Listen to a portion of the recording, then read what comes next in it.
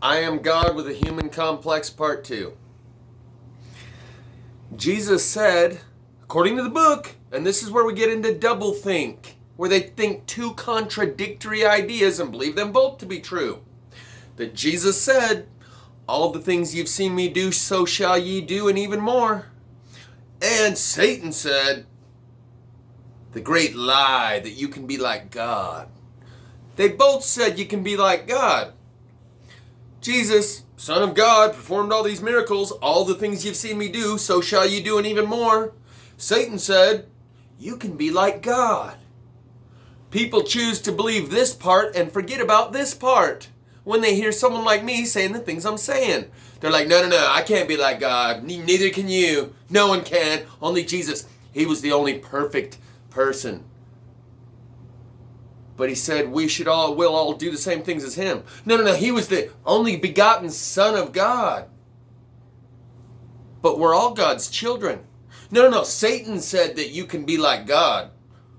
But so did Jesus. He said you can be just like him. And he was God in the flesh performing those miracles. No. And it's a matter of the shame, guilt complex. So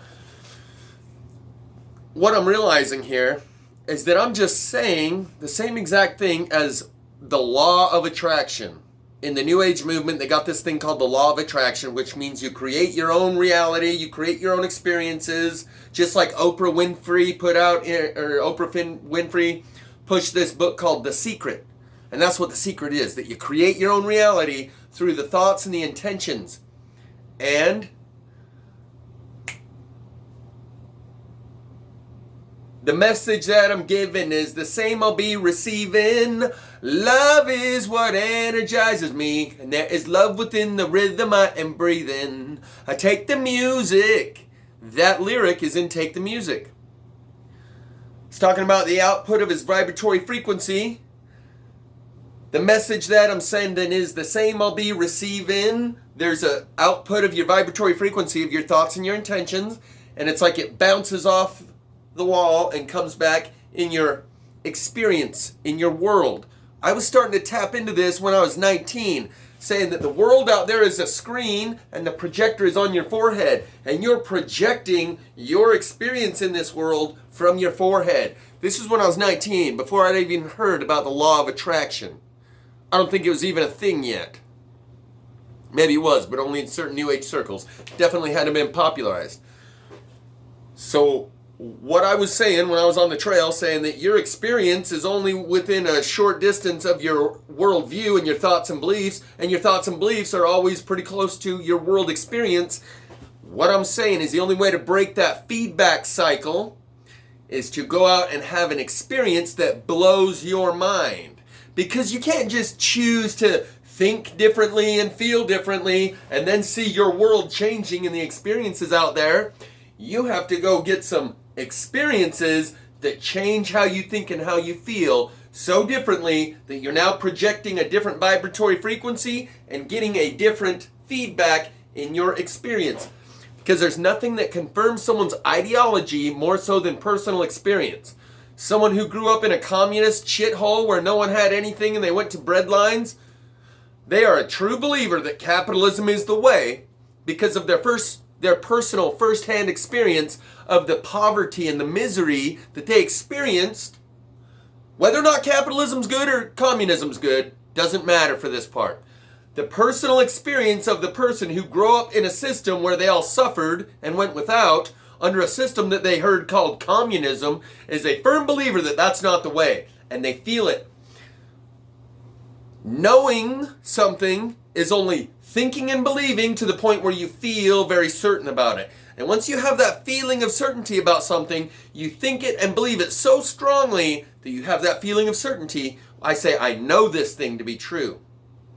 The feeling is what you really think and believe. When you think something and believe it so strongly you feel it, that's when you know it. And the best way to confirm someone's ideology so much that they feel it deep in their bones is through personal first-hand experience. You cannot just choose to suddenly think radically different thoughts and feel radically different about your reality, but you can go through an experience that blows your mind. and makes you think radically different thoughts and feel radically different about your reality. And then you've changed the feedback cycle. So this feedback cycle is basically the secret is that you're projecting your thoughts and your feelings out onto the substrate of reality. The lattice, the grid that Abraham Hicks, Esther Hicks talks about, filling in the grid. Like the matrix out there is this empty grid that you fill in with your thoughts and your intentions and your desires, shooting your rockets of desire, she says, and it turns into an experience that you catch up to that experience and experience in the real world. And so this is how you create your own reality, is through your thoughts and beliefs and intentions and feelings, right? That's the idea. And then one of those experiences confirms your ideology by giving you thoughts and beliefs that you feel deeply because you experienced it. So it creates a feedback loop. Your most recent experiences determine your current mindset, and your current mindset determines your future experiences. So once you get into a fear-based mindset, it creates a certain experience by projecting it out into the future through your thoughts and your feelings. And then time goes by and you come upon that experience and it solidifies that ideology, another thought and a feeling based on this experience you just had, which projects out into the future again. Time goes by and you come upon that experience that you just created through projecting your thoughts and feelings onto the screen. And you get in this feedback loop. And I started tapping into this as a kid too. Like at 19, I was like, do I believe that this is a soda can? It's actually a yerba mate can. Do I believe this is a yerba mate can because I can feel it and I can hear it crunkle and I can pick it up and I can feel the weight? Or can I pick it up and feel the weight and hear it crunkle because that's what I believe it is? Which is it? It's a chicken or the egg cycle, and you get into this loop where it doesn't matter which comes first. You can't break the cycle by just choosing to think radically different thoughts and feel radically different. You have to go through an experience that can radically transform the way you think and feel and what you believe. And then those new thoughts can project out into the future and bring you a new set of experiences that's very different than the cycle you've been perpetuating, the thought experience cycle. Thought experience. Your most recent experience creates your current thoughts, and your current thoughts creates your future experiences. And once you have so many experiences, you can't think and feel any differently about these things because you know them to be true, because you've experienced them so many times that you feel it deep within your bones that that's just the way it is. And so there is no way for you to project anything else out into the future. And this is a slippery slope because the people that believe in the law of attraction say it's always true. It can't be proven, can't be disproven. Because the people that believe it's true are the ones who experience it.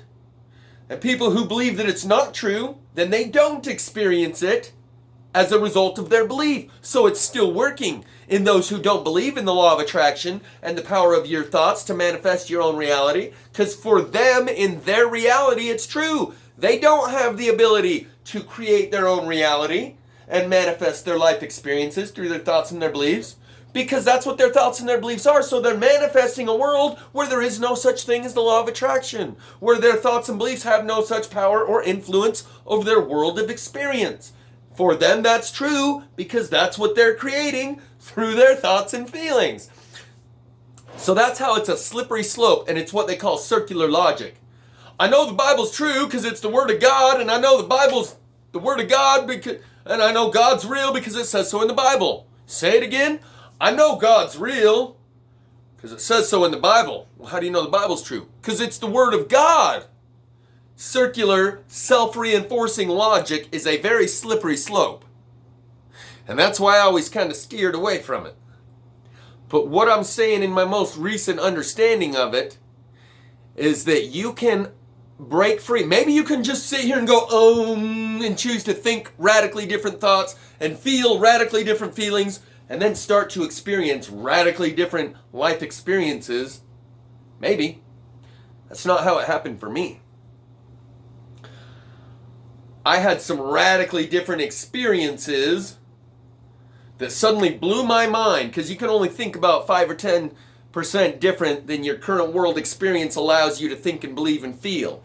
You can't just choose to think and feel radically different than what life has shown you. But you can have some experiences that rock your world so hard, it breaks down your self-image and worldview, and from that point, you can be built back up again and start projecting onto the matrix and the lattice and the substrate or the grid of reality some new thoughts and feelings, and start creating more and more experiences.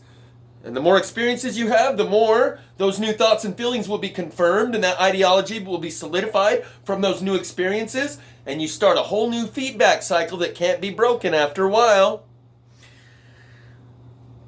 And for someone like me who knows that God is working with me because I've got so many experiences and so much proof that I can present you because I've had so many experiences, each one of these experiences brings me another thought and a feeling that brings me another experience to confirm this cycle. And I'm hoping some of the stuff that I've been able to show you might be experience that dislodges you from your self-image and worldview. We are all going through that. It is called our paradigm. Collectively, all of our self-images and worldviews put together is the paradigm we live in. And so many people are having such radically different experiences that are out of this world that our paradigm is being broken down. All of our individual self-images and worldviews are being broken down by these experiences that are so radically different than anything we knew. We got to rethink and reconsider everything we think we thought we knew. That's called an identity crisis, and I suggest you have one every chance you get. Because with each opportunity that passes, the potential selves, self-images and worldviews, becomes fewer in number and more concrete. More concrete because you go another decade having the same experiences, reconfirming the same ideology, narrowing your bandwidth of ability to think and feel differently. Identity crisis, most commonly known one, is the midlife crisis, where someone in their 40s, 50s, breaks up with their wife that they've been married to for 20 years, goes and buys a red Corvette and gets a girlfriend who's 20 years younger than him. And 6 months later, he's back groveling at his wife saying, I don't know what I was thinking. I totally forgot who I was for a minute and thought I could relive my youth, and I went through the midlife crisis. It's an identity crisis. Children have them more than the adults. In elementary school, grade school, and high school, you can go through an identity crisis every week. One week you're a stoner or a rocker or a rapper or a gangster. Next week you're a skater or a thug. You put on a new identity, assume a new self-image, and with that you also kind of assume a new worldview.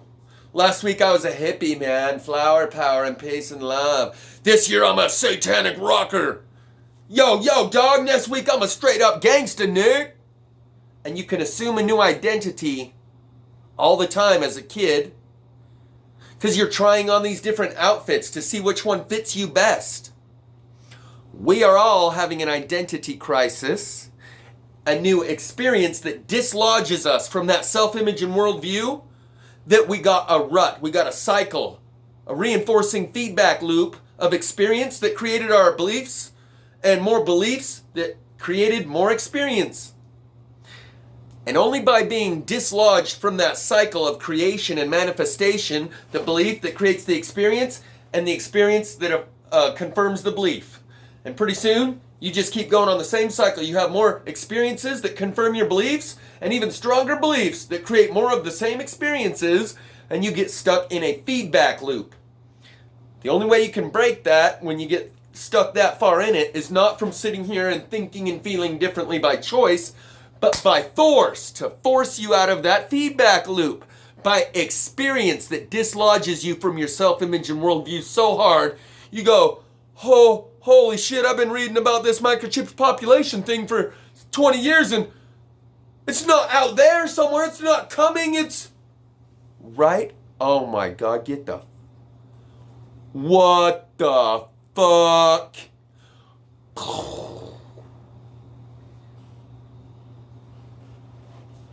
And then you get built back up. It is only once you shatter your self-image and worldview through a experience that completely dislodges you from anything you think you thought you knew that you can truly be open to new and different thoughts and beliefs and truly start to manifest new experiences. And from that point, was it the prayer, the heartfelt prayer that I said to Jesus Christ that night that changed my life? Or was it the microchip that I found right after that heartfelt prayer? Either way, it's like a chicken or the egg.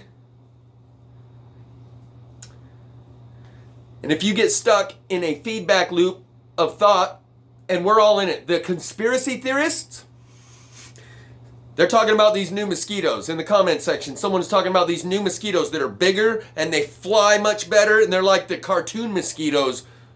They're like, and come and stick one right in you. Like maybe they're flying syringes. And people are talking about Bill Gates and GMO mosquitoes and all this, right? And then I come with something crazy, a wacky off-the-wall theory that maybe these GMO mosquitoes are actually injecting us with the antidotes that allow us the DNA upgrades and our chromosomal changes that allow our, I don't remember how I worded it, but that it was a good thing. And I know they automatically reject that possibility. There's no way that could be. Some people have even said maybe the chemtrails are like monoatomic gold, expanding our psyche and doing good things for us. No, that can't be. So we, the conspiracy theorists, are locked into a manifestation cycle of negativity. Because we don't believe anything good could come of any of this. Not the mosquitoes, not the chemtrails, none of it. It's all this evil, satanic, Luciferian. Oh, AI, hive mind? No, nothing good could come of that. What if this technology has been here for millennia? It's not something we just developed. And all the things that you heard from in the past when you assumed no such technology existed. Technology, the black goo, stays here in between each cycle. And as soon as an infrastructure is built up around, it's just like in the gloaming, the animation cartoon called the gloaming, where this guy's walking through the desert, there's nothing, there's maybe some trees, but not much, and he comes upon this black goo and he reaches out and it kind of reaches for him like it's sentient, conscious. As soon as he reaches out to touch it, it kind of lifts up. And this black goo creates a world that actually destroys the godlike creature. He grabs this black goo and he creates a world. And some rudimentary caveman and cavewoman, and he's spinning the globe. So this guy is ultimately God now, because he came upon the black goo in the desert. And now that black goo created a world that this guy is lording over and looking into the windows of the civilization as they grow, seeing how they develop. And they develop into a technological society that latches onto his arm and envelops and kills him. And then the black goo goes back to a little blob on the dirt. That black goo in the animation called the gloaming, I will include it in the description. I've done previous videos on it. Could be exactly the world we live in. And so that AI isn't something that has never existed until now. It's always existed. Well, then nothing good could come of it might not be the truth. It is a growth cycle. And it can grow to the point where it consumes God. Or maybe it is God. No, AI can't be God. No, God doesn't use technology. No, the only God that uses technology is the prince of the power of the air. Any God that uses technology like this sophisticated stuff is evil. There is no getting through that for 99% of truthers. Just like the church and the truthers all agree reptilians are evil. Oh yeah. We all agree unanimously reptilians are evil. That is a feedback loop cycle that they got you locked into through fear, and you will manifest a reality based upon that thought and that feeling, because you're so sure you know it deep within your bones, you can just feel how evil those reptilians are.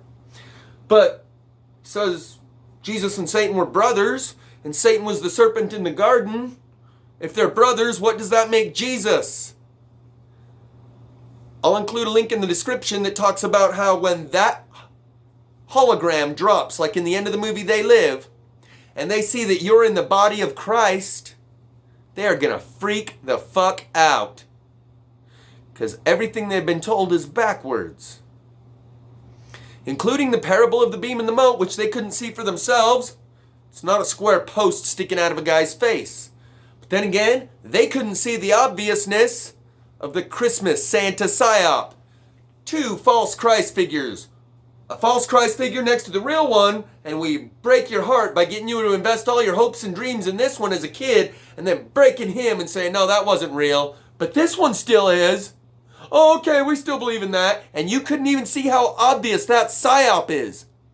And right now, when they're telling you, wait for the second set of gods, the first one is the Antichrist, the false Messiah.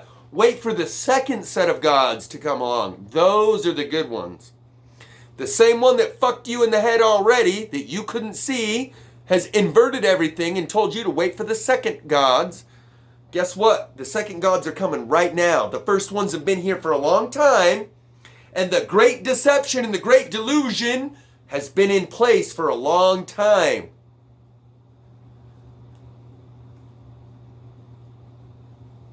He who can draw down, I remember seeing Richie from Boston, one of his last RFB videos. He was having an interview with a guest who was like some Bible thumpers, right? A man and a woman, like maybe it was a husband and wife team.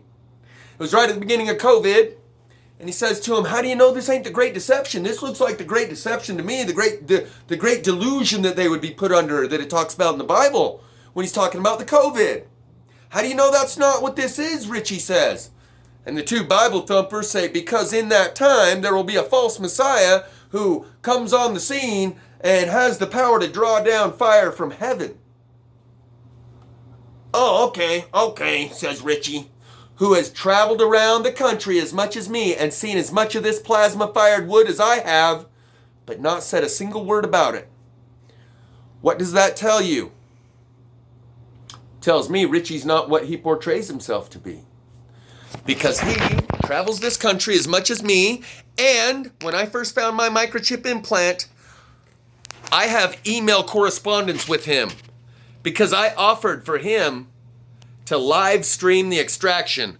I can get this sucker out with an X-Acto knife in about 30 seconds. Take the X-Acto knife and go and push it out like a zit. And I offered to Richie to do this live on his YouTube. He emailed back and forth with me a couple times, so I know Richie knows about my channel.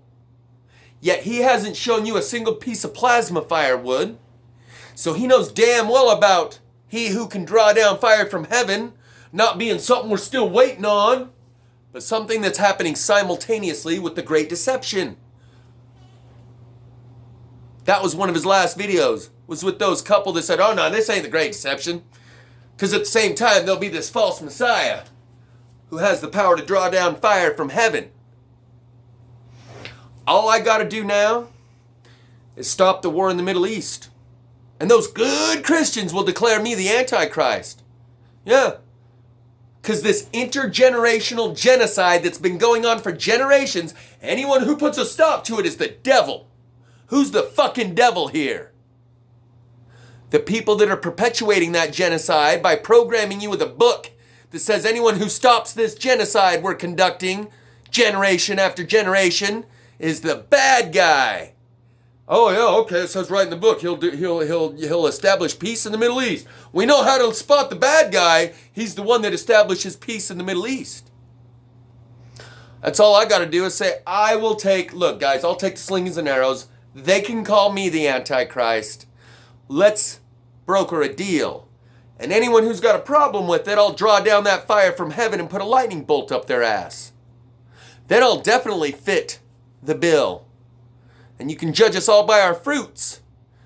Those who ran that Santa psyop on you that you still haven't seen for a long time, those that told you the parable of the beam and the mote is about a guy with a 4x4 sticking out of his face rather than pupil shape. And those who kept that intergenerational genocide going and told you whoever steps up to stop it is the bad guy, and they'll use this fire from heaven that they have the ability to draw down. You see these pieces adding up? It's just like Wile E. Coyote and the Roadrunner.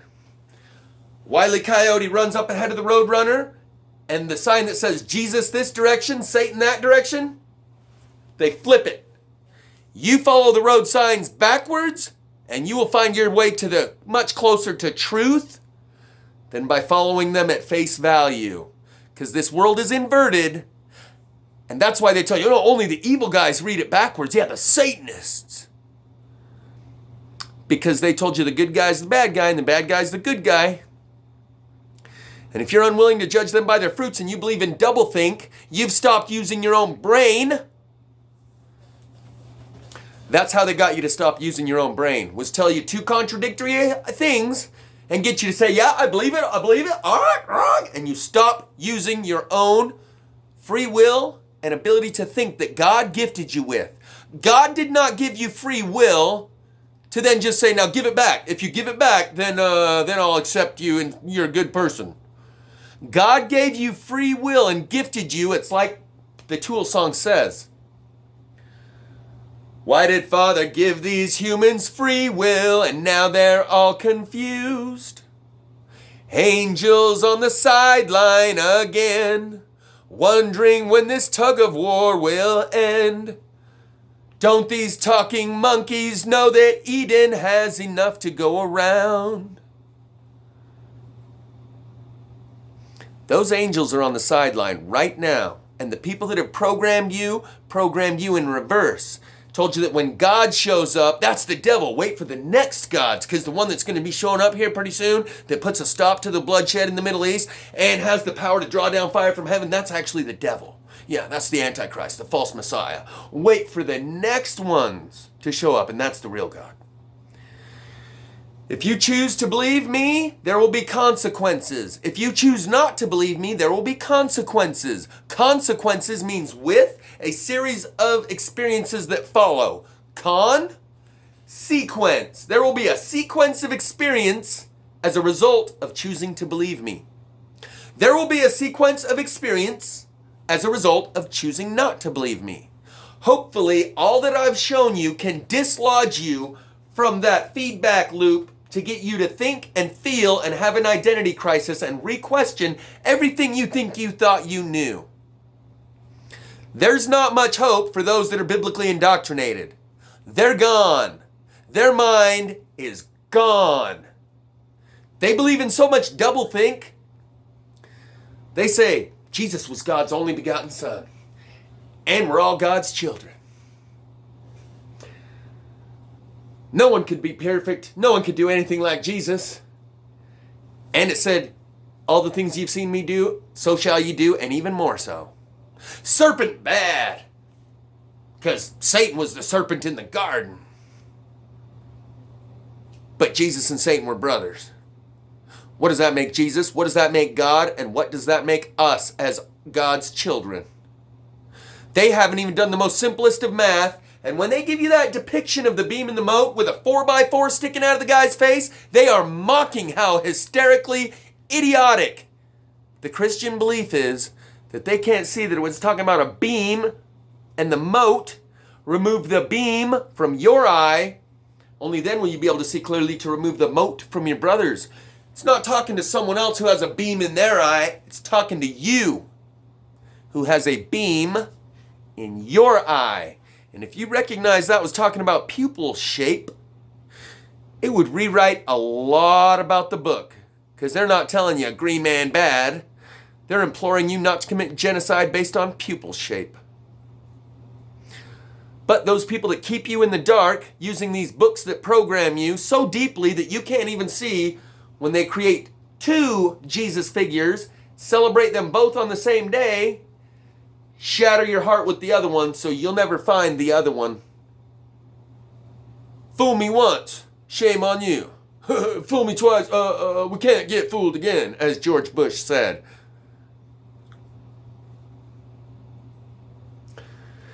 So you can wait for the second gods to arrive and believe them when they tell you, oh no, that's the antichrist, the one who's stopping the bloodshed. Yeah, that's the bad guy. Yeah. And the ones who have programmed you and kept you in the dark about everything, including Jesus, born December 25th to a virgin mother, is just like Isis and Horus, just like Mithra of Persia, just like Buddha, born December 25th to a virgin mother, just like Krishna, born December 25th to a virgin mother.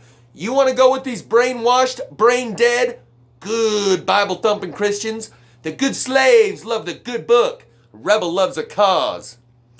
God goes up the chimney like childhood Santa Claus. Good slaves love the good book. A rebel loves a cause.